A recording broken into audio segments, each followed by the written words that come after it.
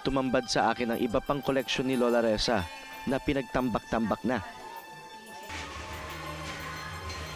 Ano po tong mga gamit na to? Ito, pagbili ko, shopping, lagay ko kasi nababaha pa. Pang makeup ko, kuha ko. Makeup dito? Oo, kuha lang ako mag-makeup. Asa po makeup niyo dyan? Sari-sari naman eh.